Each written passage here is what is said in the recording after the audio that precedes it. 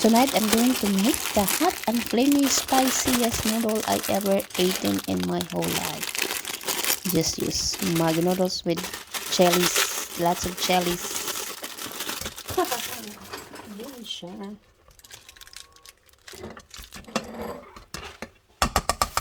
Ooh, so spicy.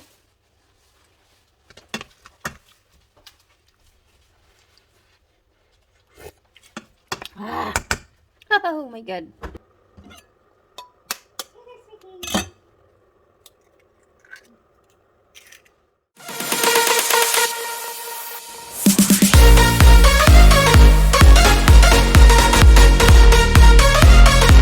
Going to make an spicy noodles. First I have carrots. I don't have ramen noodles. This is the very popular very flaming hot ramen noodles, but I don't have ramen noodles. I'm going to use this with lot of this one and this one and this one. Oh my god, this would be spicy. Wait, see? This, palatan natin yung ating carrots. We have to add some veggies. So even it's so spicy, we can have some fiber in the noodles. Fiber in the noodles.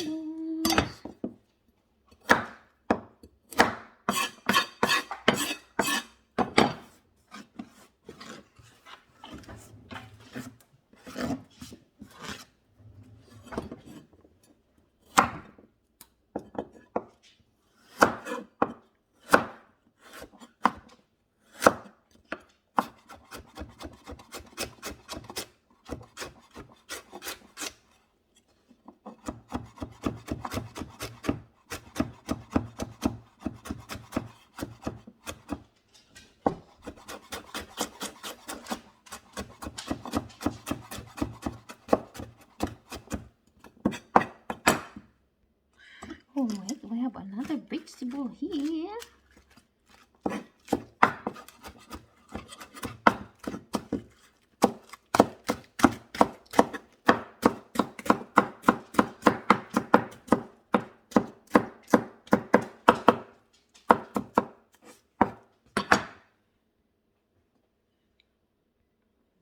Water.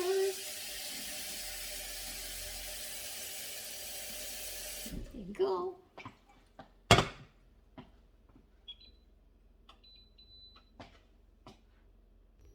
Then I'm going to make put already the chili. So we put the chili. Holy cow, oh my god. This would be so spicy. Ooh. And then we got the paprika. There you go. You want a hot and spicy noodles. I don't have ramen. I'm going to make the Maggi noodles. Add some basil. Yeah, basil. Black pepper. Salt. Because I'm not going to use the seasoning inside.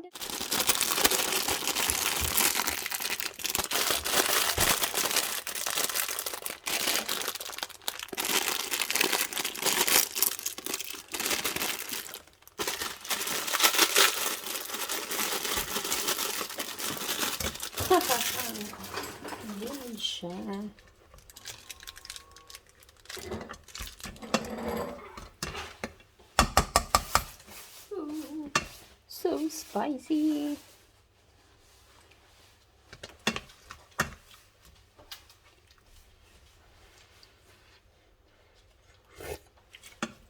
Ah. Oh my god.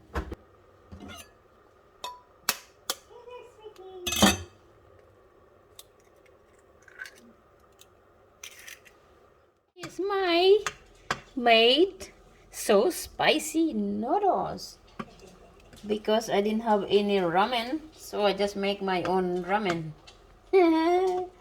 with egg. Oh my god, this is so spicy. had a lot of chili and paprika and chili and paprika and then what is cayenne pepper hot. Oh my god. Crazy. Bella? Spicy, we'll see, we'll try. Oh my god.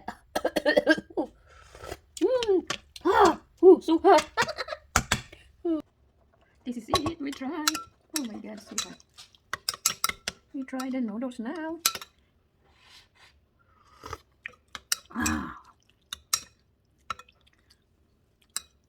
My own version of hot and spicy.